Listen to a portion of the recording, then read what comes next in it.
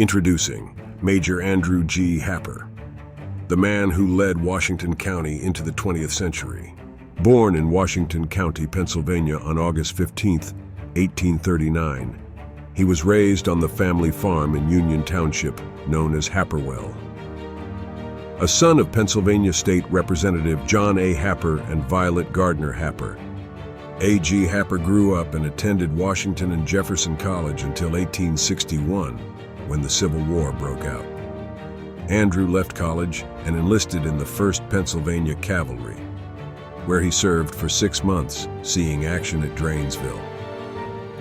In March of 1862, he was commissioned a first lieutenant into Company G of the 11th Pennsylvania Volunteer Infantry, the legendary Bloody 11th. Lieutenant Happer saw heavy action in every engagement of the Army of the Potomac, beginning with Thoroughfare Gap, then 2nd Manassas, Chantilly, South Mountain, and Antietam, where he was wounded in the famous cornfield. He then saw intense combat at Fredericksburg, Chancellorsville, and Gettysburg.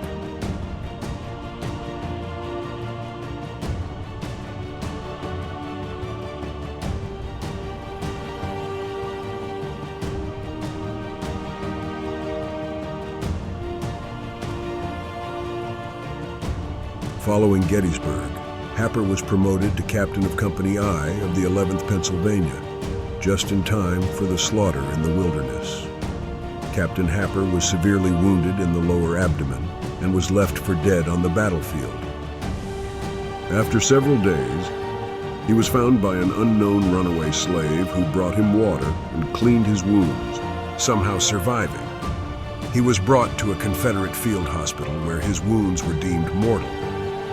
Again refusing to succumb with a broken pelvis and being unable to even sit up, let alone walk, he lived and was taken to Libby Prison in Richmond, Virginia, where he spent 6 agonizing months laying on a grass mat on the floor with no medical care or proper food. At long last, he was carted off to the docks, where he was dumped unconscious onto the deck of a ship bound for Camp Parole near Annapolis, Maryland.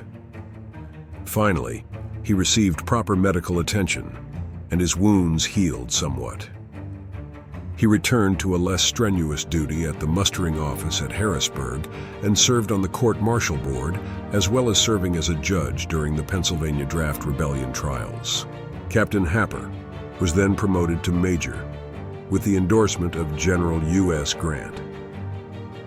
On April 14, 1865, President Lincoln was assassinated. The arrangements were that the Lincoln funeral train would travel from Washington City through the states on his original travel route when he first came to the White House. At each state line, the train would stop, and the governor of the next state would switch with the previous governor and board the train while it traveled in his state. While the Lincoln funeral train traveled through Pennsylvania to Harrisburg, and then to Philadelphia, Pennsylvania Governor Curtin would be aboard. He personally chose Major A.G. Happer to be his special guest on that train in honor of his service and sacrifice to his state and his country. The major later called it the greatest honor of my life. Following that great tribute, Major Happer was mustered out of the Army and returned home to Washington County, where he continued his recovery from the horrible wounds and captivity he had suffered. He would carry a Confederate bullet for the rest of his life. At long last, Major Happer returned home to Happerwell. The major stopped and stood in the yard. Home, finally, home. After 4 long years of war, the contrast of where he now was and where he had been and experienced these last 4 years was not lost on him. It was like stepping into a different world. He would take some time to rest and to think. There was still some recovery to be made from his battle wounds.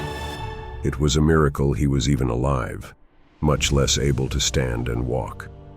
He knew that the nameless runaway slave in the wilderness was responsible for saving his life. He had tried and would keep trying, but he was never able to find out his name or make contact with him. But he remembered him all his life.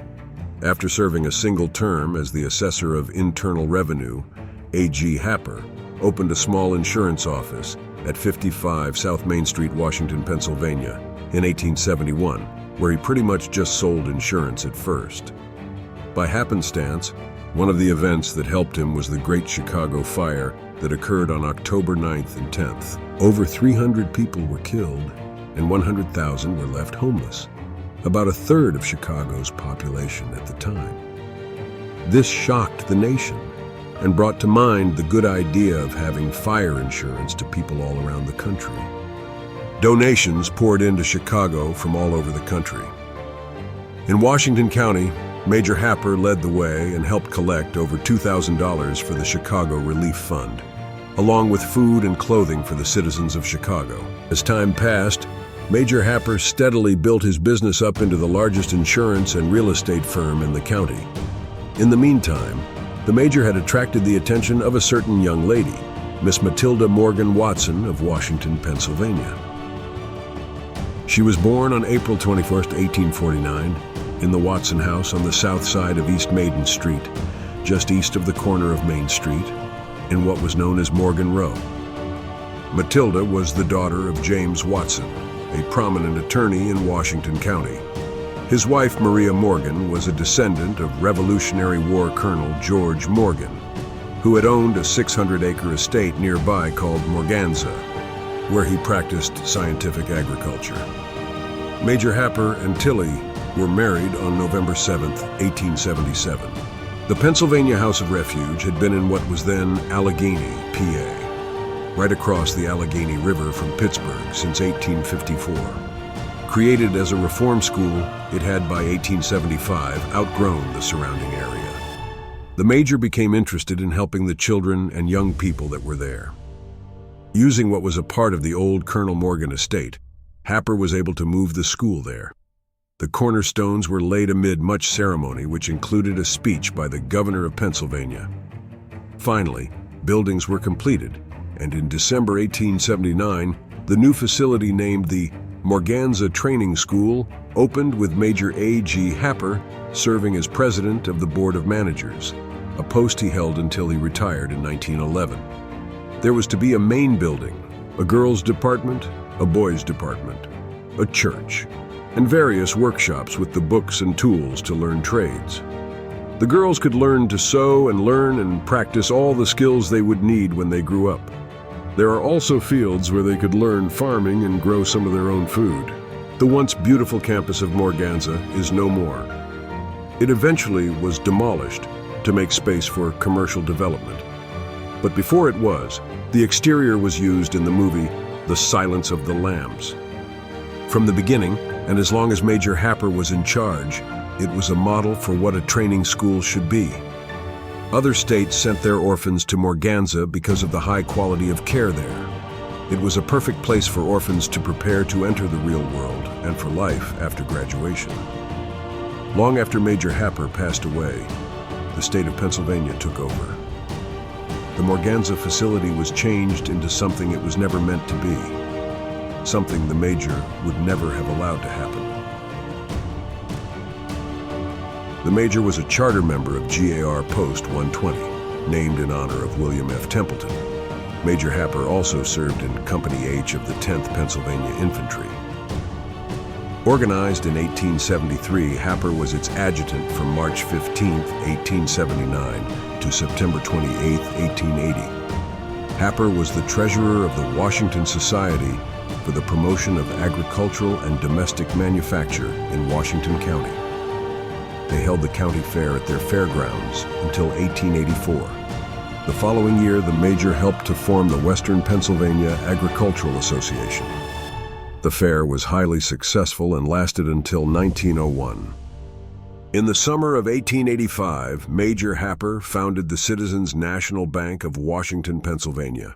Their opening capital was $100,000. He brought in some of his friends and business partners as officers and to serve on the board of directors. The Major served as chairman of the board for many years. In December of 1885, Major Happer, T.F. Birch, B.M. Clark, John R. Kuntz, and Harry Chambers applied to the governor for a charter for the Citizens Water Company. The charter was granted in January 1886. The Major sold the franchise to Samuel Hazlitt, George H. Fox, James McCullough, W. Pollock, and V. Newbert for $6,750. Pipe was laid in the city, and on December 1, 1888, the lines were filled with water for the first time. Customers were signed up at a rate of $4 per year. In 1884, Citizens Natural Gas Company drilled a well near the Pennsylvania Railroad station on Chestnut Street. They struck oil, and the boom was on. It wasn't long before there were over 100 oil wells in the area. In 1884, the Wheeling Oil Company was formed, and Major Happer was one of its directors. The Major teamed up with his friends E.F. Atchison and James Kuntz Jr. to purchase the Wearer Farm, which they renamed West End. Their next project was the Morgan addition to East Washington. The land was subdivided and sold, and stately Queen Anne-style homes were built on the lots, many of which still stand today. The area then became its own borough known as East Washington. It eventually had its own schools and its own police department. Major Happer, along with H.U. Seaman and Robert Wolfe, pushed for a telephone exchange to be opened in town. On October 1884, the first central office was opened in the Bryceland building on West Wheeling Street, and Jenny Rogers was the first operator. The Major, of course, was one of the first customers, and his phone number was 26. The growing county was in need of a modern medical facility. Miss Nellie Reed tried to drum up interest by putting on shows at the town hall. She was able to raise only a few $100s, however, and soon gave up.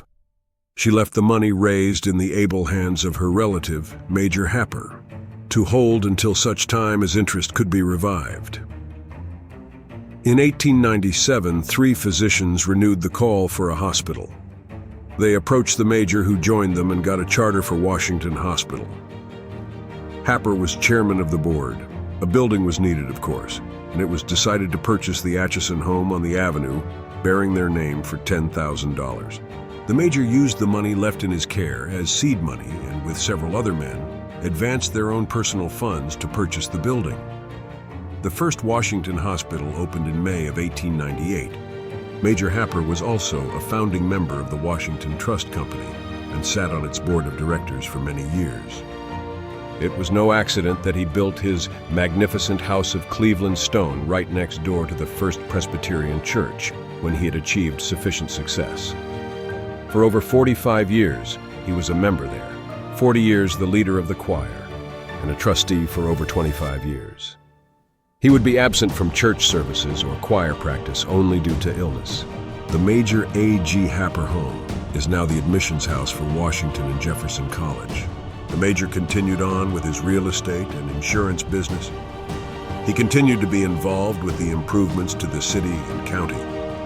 The only thing lacking in his life were the blessings of children. He and Tilly never had any children of their own. In November 1914, the Major began having trouble with his vision. His doctors were unable to diagnose the problem.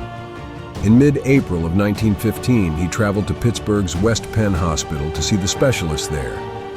He returned home, and his condition worsened. 2 weeks later, on April 27, 1915, at 12:30 a.m., Major Happer passed away at his home, with Tilly at his side. Apparently, he had been suffering from a malignancy in his eyes, and on that night, he had suffered a fatal stroke. He had lived 75 years, 8 months, and 12 days. The news shocked Washington County. It was the lead story on the front page of the Washington Reporter. They reported a brief recap of the Major's life on the front page. Washington was devastated at the horrible news. The obituary printed in the Reporter was echoed by the people of Washington. It bears repeating here to aid in understanding how much Major Happer meant to these people. In the death of Major Andrew Gardner Happer, Washington loses one of its best-known and most respected citizens. He was a man far above the average, and as a man who ever served, stood out clearly above the rank and file of those who were served. Some wise man has said, "Require all things of thyself, and nothing of others." Perhaps this was the unconscious motto of Major Happer's life. With him, service was the natural attitude. To it were subordinated the strife for personal gain, in either fame or fortune, it were overcome all the petty mishaps of life that bewilder and sour the man of ordinary aims, ordinary ideals, ordinary character. From his youth, Major Happer served. He was a boy in college when came the first call to public service. Fighting for the continuance of the Union of the United States of America, he served his country for the entire 4 years of the great conflict between North and South. In the service of his country, he endured not only the ordinary hardships of a soldier, but tortures which the man who is not born to serve could never have borne. At the close of the war, the same zeal and energy which for 4 years had been the sole property of his country became the common possession of his fellows. As he had strived to save his country in war, so he strove to save it in peace. In the years following the end of the war, he helped to re-establish system and order in the national government, having been appointed collector of internal revenue in Washington County. With Washington and Washington County his field, his chance for service was in a sense narrower but more centralized. For almost half a century, he was a member of the First Presbyterian Church, and there served in the strictest sense of the word. To all branches of the church life, he gave unselfish and loyal aid. His wise judgment, his sincerity and genuine ability to foresee and plan made his service in the many educational, charitable, and business interests with which he was associated much more than merely valuable. It was a necessity, and so he passed. As he served, so he died, peacefully, hopefully, happily. His life and his death represent all that is best and noble, and the pity of it is that more of humankind have not learned and never will learn the hard lesson of service.